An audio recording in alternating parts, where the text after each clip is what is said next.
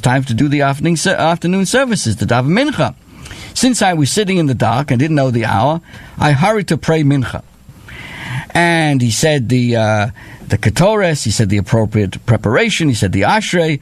And when he reached the midah service, I hesitated as what version of prayer should I say? Should I include Anenu? Should he pray for his immediate release? He was in a state of distress. He was wondering what he should do. Should he say the Al Chait, which he knew by heart? Should he do repentance? He had no idea. But before I could decide what to do, I said, no, I'm not going to add any of these supplications. I'm not even going to say Tachanun. On the contrary, the day on which the Almighty granted me the privilege to be imprisoned for defending the honor of a Jew should be a festival for me, because that's what he did. He stood up for David the Butcher, who this other policeman had zets him in the face and accused him of having stolen the calf that he had. With a feeling of joy, I prayed the Amidah with proper concentration to the best of my knowledge and understanding. After the Mincha service, he continued, I was reviewing the Mishnayos, and I heard a sounding of a grunting with a lengthy struggle going on, all kinds of songs. So my knees were knocking together in fright. But I remembered that my friend Shimon had been showing me a box of matches that he'd brought from his brother Leib. And in the great confusion of what happened, he still had the box of matches with him. So I lit a match and saw in the corner of his cell was a calf with a muzzle on his mouth, lying in the corner. And the legs, of course, the legs had been tied together, and now he became calm. He realized this is where the sound is coming from this animal in the cell. So he finished reviewing the Mishnayos, and before he could finish, he heard the sound of the steps of people approaching, and soon the door opened up, and he saw the officer on duty. And the officer now, in a little more calmer, says, please forgive me. He said, I didn't know that you are the nephew of the Razor. It means he came from a prominent family. And now his honor, that means the higher up, the lieutenant or the higher policeman had arrived, and he'd commanded that you should be released. Please, he says, have mercy on me. Do not tell anyone that I hit you and I pulled you by the ear. I didn't do it out of malice, only out of habit. Shena mensch. And hey, what are you complaining about, he says to the 11-year-old. Why no blood ran from your nose and none of your teeth fell out? So what's so terrible, as I Shena mensch? When he entered the room there, the police, like the front desk, Reb David the Butcher, bruised and beaten, already stood there, together with the policeman who hit him. And the witnesses, there were witnesses who had come there to vouch. What are you bothering this Reb David the Butcher? It was his calf. The police officer argued that the calf which he had been carrying, they said that it was stolen. Meanwhile, these witnesses were saying, no, he had bought it legitimately, honestly, from... And they said that it's his. That is why his hands, and that's... So the policeman said, but no, it's a stolen one, and that's why I hit him. And then he says, and this youth... turning now to the 11-year-old who had just been released from the cell, said, this young man over here, he insulted me and ripped off my badge. But the witnesses kept on testifying that the butcher had bought it legitimately. It was his own thing. While they were speaking, in walked in Mr. Mordechai Silverberg. He was like this. He was like an advocate, and he was a part of the family. He entered and with a note from the upper echelons of the policeman, and upon reading it, the police officer said to the Mr. Silverbird, you can take him, he's free of any punishment. So all my friends were waiting for me outside the station house. We walked together. I didn't want to ride in the coach which was sent from my home, and I told him all that had happened. When Mr. Silverbird heard my story, and he heard about the calf in the prison cell, he rushed to find Meir the butcher. Meir rushed to the station, where he found the policeman still presiding over the case of the police officer versus Reb David. And he said to the policeman, I was told there's a bound and muzzled calf lying in the jail of the police officer. This guy, the police officer, was now in a bad temper. He had been forced to leave his company and his card game to come to deal with this story. Can you imagine? This is what was going on in 1891 in the town Lubavitch in White Russia. He stood up with rage and he went to investigate, followed by the station manager and the court clerk. Also, Mayor, David, and the witnesses trailed after them to see if, in fact, there was a calf in the jail cell.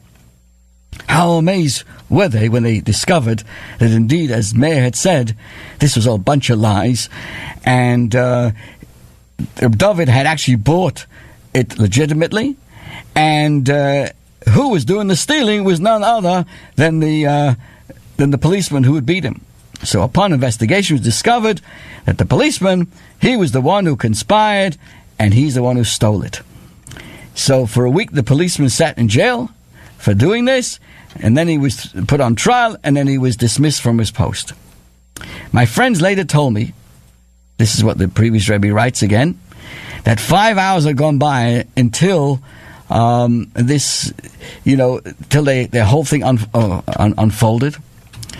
And later on, when his own father, who was the Rebbe Rashab, came back, he heard about this whole story, how his son had stood up for David the butcher, and he praised him for the strength of mind. And he thanked me, and he told him, obviously, because while he was there, he now also discovered that David was innocent, and the policeman was guilty, and the calf had been returned to the rightful owner. And my father said to me, "You did well to protect the dignity of an honest Jew. And if you suffered for a few hours in the cell, so what? Now, it has been demonstrated to you," his father said, "how good it is to be fluent in Mishnayos by heart, that you knew some words of Torah to say by heart. Were it not for this knowledge, in what way were you any better than Lahavdil, the calf, in the room over there?" Right? He was in prison, the calf was in prison, so were you. So how will you be different? Well, by the fact that you studied and knew Mishnah's words of Torah, that you reviewed there in the hours of imprisonment, and you said words of Torah and pray, that made you the advantage, gave you the advantage, the edge of man over beast. And Father's words remain engraved in my mind and heart. He said, "Love and esteem every honest person, whether they be rich or poor in Torah. Protect the dignity of everyone, even if your own danger is involved. And always prepare provisions for the way. Always be a person who's filled with appropriate learned thoughts, words of Torah, in the case of a mishap, so that no time will be wasted without the study of Torah." And our level, what could happen? We're on the train, and the train gets delayed, so you have what to say, to review in your mind, and to learn, and not to be wasteful. So what actually happened in the end, his father gave him 10 rubles to add to his fund, to his free loan fund, so that he could continue his loan granting activities. And of course, amazing, amazing story. A beautiful story to remind us of standing up for those who are in need, not to be afraid, and also to be prepared. If you find yourself delayed in some location where you don't want to be, or you have to be, use the moments appropriately. And I want to say a special hello to Devorah Hazelwood. And Jonathan Wolf reminds you can get a full story of the previous Rebbe's diaries to Kahot Online, Kehot Online, where you get more details of the previous Rebbe's life. And he was the leader of the Chabad movement from 1930 to 1930, I think it was for 30 years. So it was from the 20s, the 30s, and the 40s, and he passed away. And from 1920 to 1950, he passed away, and was buried in the Old Montefiore Cemetery in Queens, Long Island.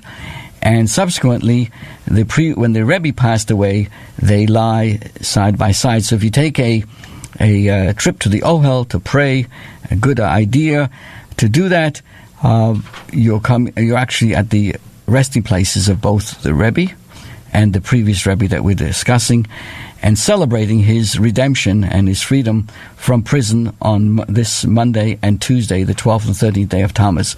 Of course, reminding us all to learn from this, to be in the position to help others, and not to shy away from an opportunity to stand up for the well-being of those who are being accused of whatever it may be.